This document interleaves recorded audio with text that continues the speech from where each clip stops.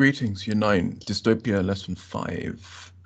You've been looking at the idea of surveillance, the concept of surveillance. Do you remember what surveillance is? Sure you do. It is scrutiny, it's monitoring, it's observation, close observation of a person or group of people. And how is the surveillance of Winston dystopian? Well, dystopian stories deal with the loss of human rights, restriction of movement, loss of individualism. So it's dystopian because Winston isn't free to behave as he wants.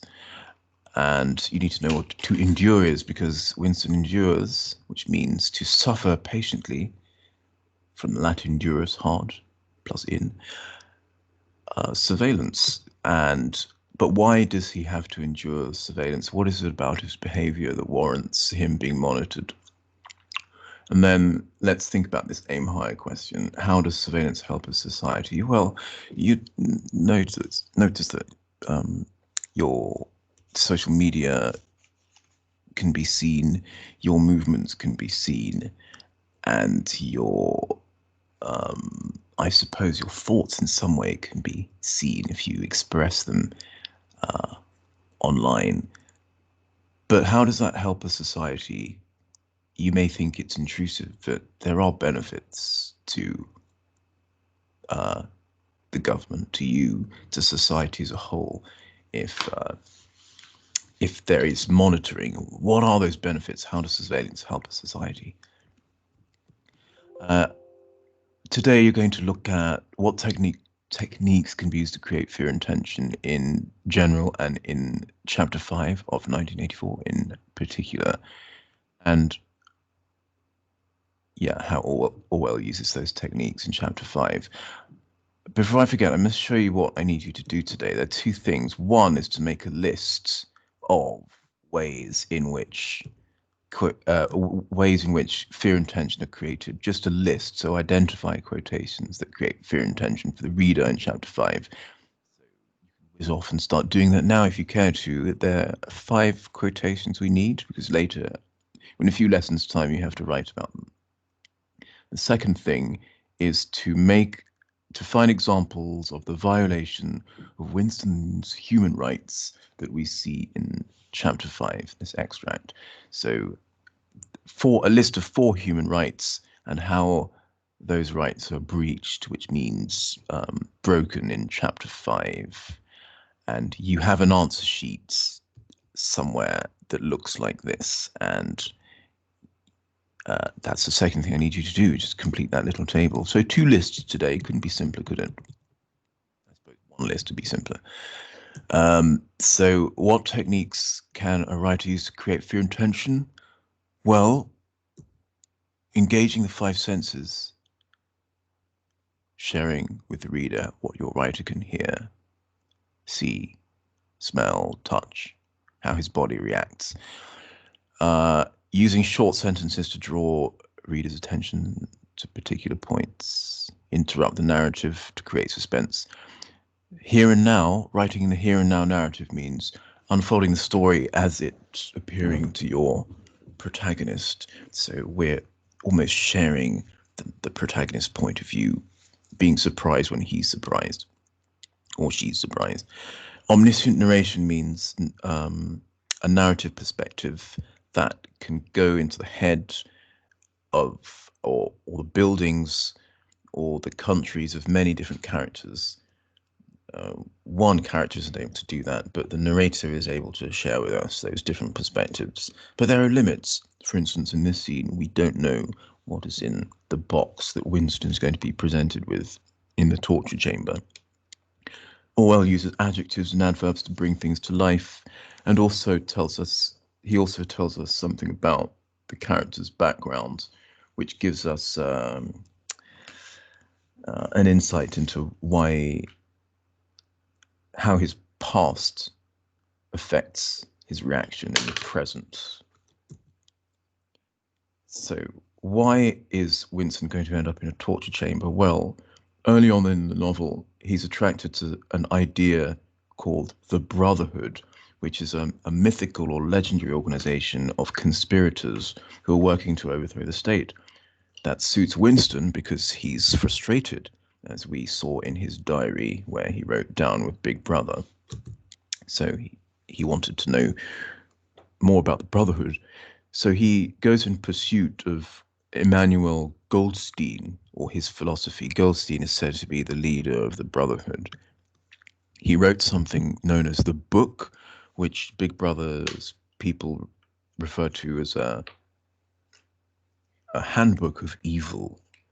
And it's revolutionary thinking. It is thinking that's contrary to Big Brother's thoughts. And O'Brien, this is a character who works in Winston's ministry, the Ministry of Truth, and Winston believes O'Brien is in charge of the Brotherhood or knows a lot about the Brotherhood. O'Brien is high up in Big Brother's hierarchy. He works for what's known as the inner party. I suppose it's the equivalent of the inner circle of a government official. But Winston believes O'Brien is a rebel, just like him, just like Winston.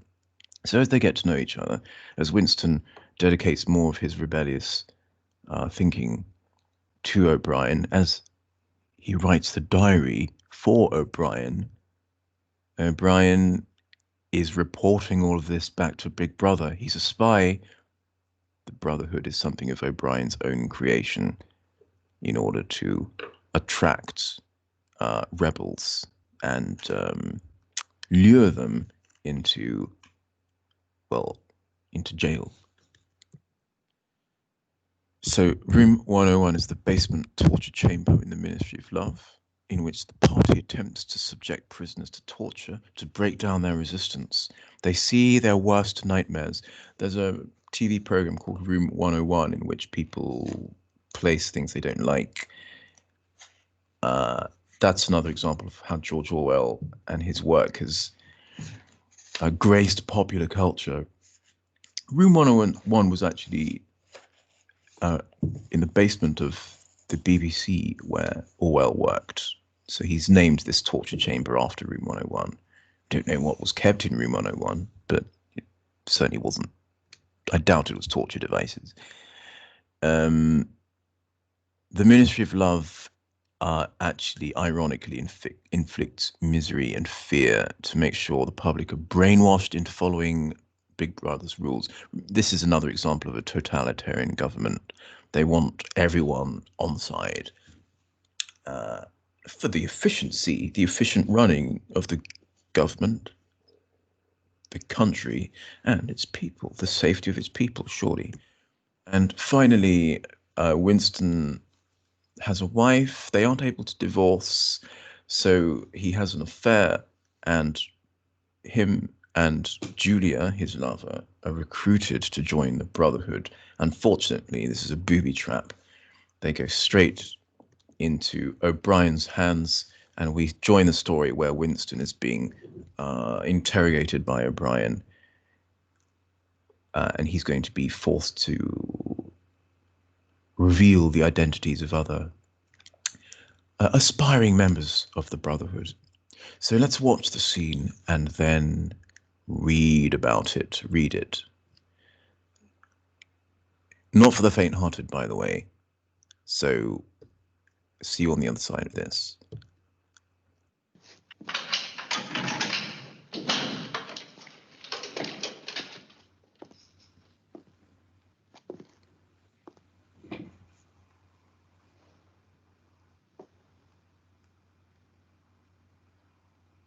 got you too. They got me a long time ago. You knew this would happen, Winston. Don't deceive yourself. You've always known it. You must love him. It's not enough to obey him. You must love him. Room 101.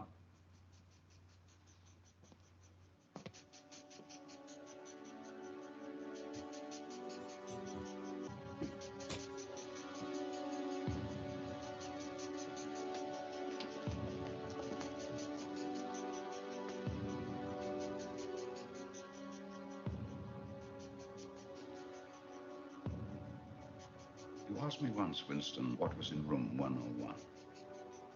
I told you that you knew already. Everyone knows. The thing that is in room 101 is the worst thing in the world.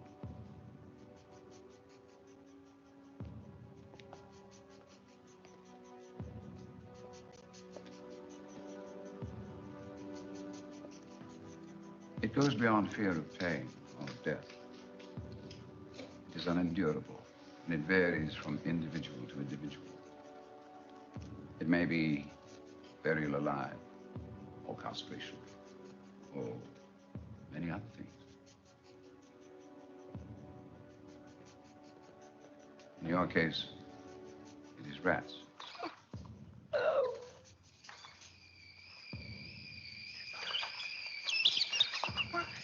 Please, what do you want me to do? You will do what is required of you. What is it? How can I do it if I don't want to? In the proletarian areas, they will attack a baby and within 5 minutes strip it to the bone. They also attack the sick and dying. They show astonishing intelligence in knowing when a human being is helpless.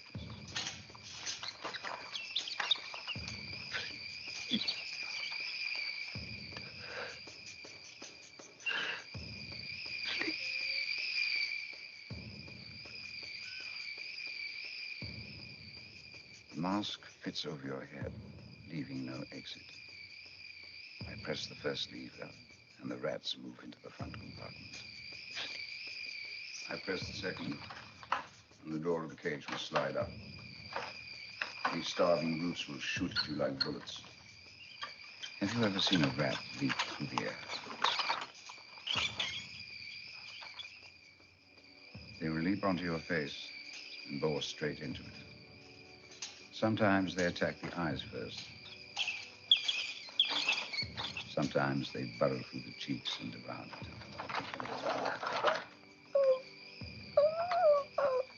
Oh, Zoe. What do you want?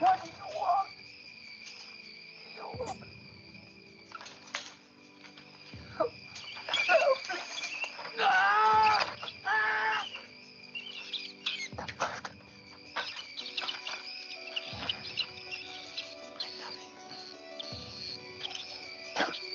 Do it to her. Do it to Julia. I don't care what you do to her, but do it to her. Tear her face off, but do it to Julia, not to me. Do it to Julia! Do it to Julia! Not me!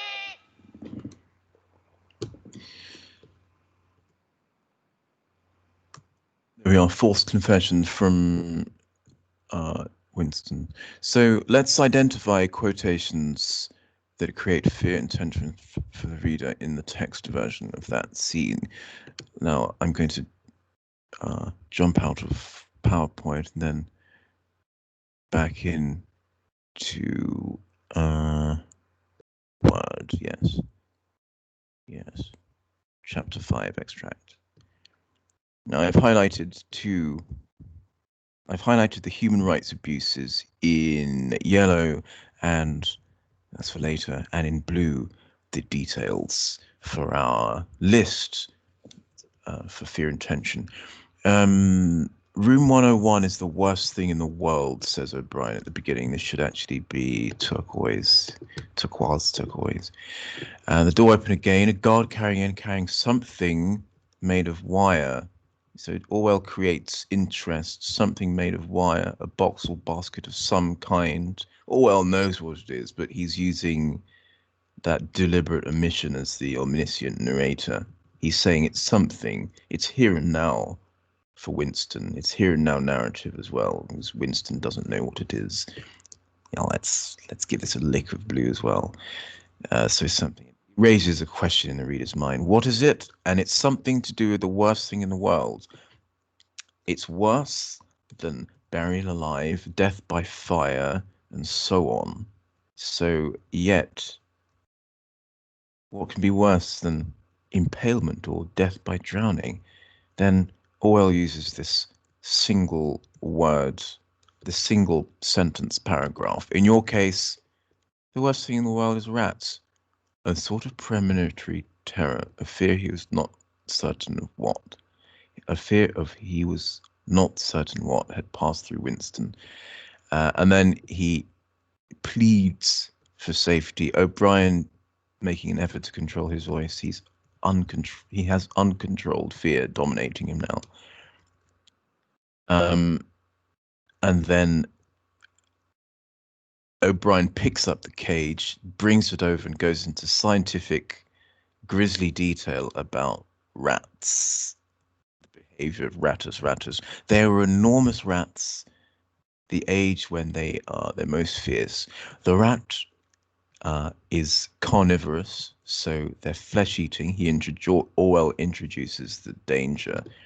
So you could say these are options. The blue text are the options for your list. The rodent's carnivorous, and it's an intelligent enemy. They show astonishing intelligence in knowing when a human being is helpless. So they present a threat to Winston. And then there's a contraption. It's a mask with a lever and two doors, behind which these starving brutes are fighting for food. Starving brutes. Brutes meaning they're wild and strong. Starving means they're going to look for meat as soon as they have the opportunity to. The meat takes the form of Winston's mug or his face. They're going to shoot out like bullets, which suggests they're going to be fast-moving and dangerous. So 5 senses here. The foul, musty odor of the brutes struck his nostrils. Orwell had a lot of experience of rats. Impoverished areas he worked and soldiered in. And then what else? The mask is attached to his face, and then he's forced to confess. He dreams that he's in the stars, away from the rats.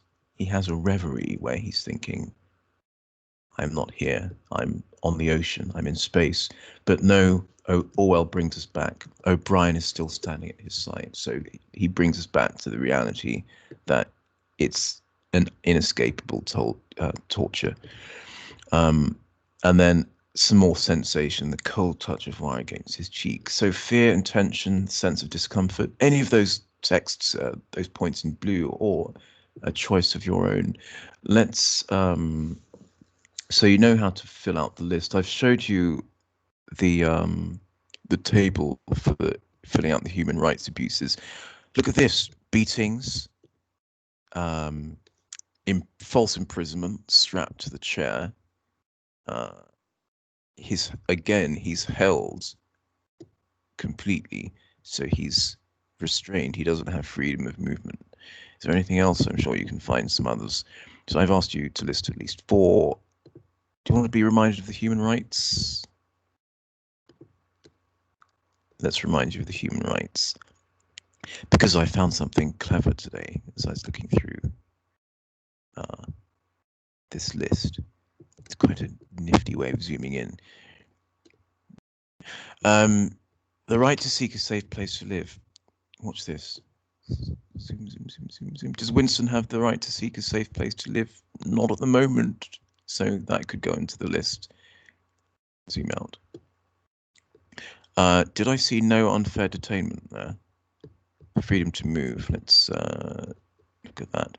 Freedom to move. We all have the right to go where we want in our own country and to travel as we wish. Well, there are certain places where Winston isn't allowed to go.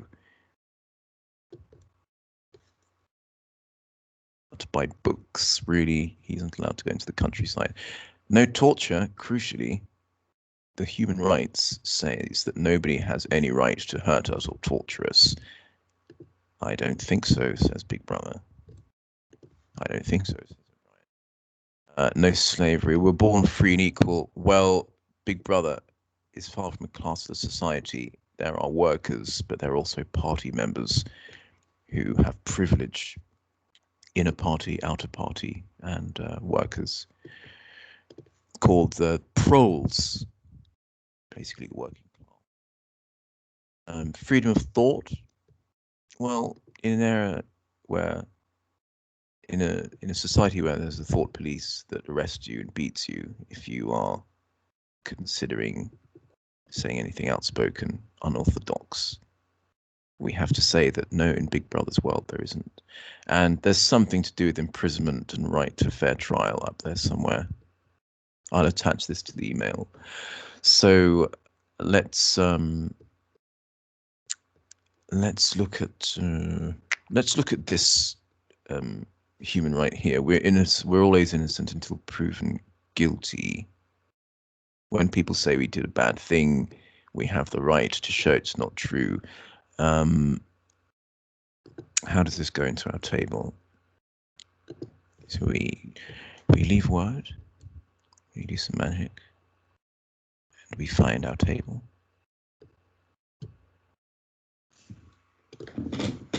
Oh my goodness, I've forgotten what that human right is.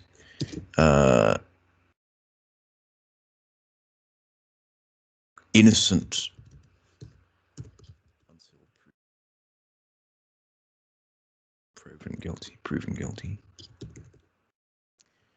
How it is breached in chapter 5. It is assumed that Winston plotting to overthrow Big Brother. It isn't a case of how guilty Winston is. It's a case of whether he's guilty. It's how guilty he is. Big Brother just wants to punish somebody. Both he and Julia are assumed to be guilty, and Winston's only choice is to throw either himself or his girlfriends to the lions, to Big Brother, towards the rats. So complete that table, please. Find your human right, add it to the list of 4, and then make another list of techniques Orwell uses to create fear and tension. Write about them in a few days. Bye for now.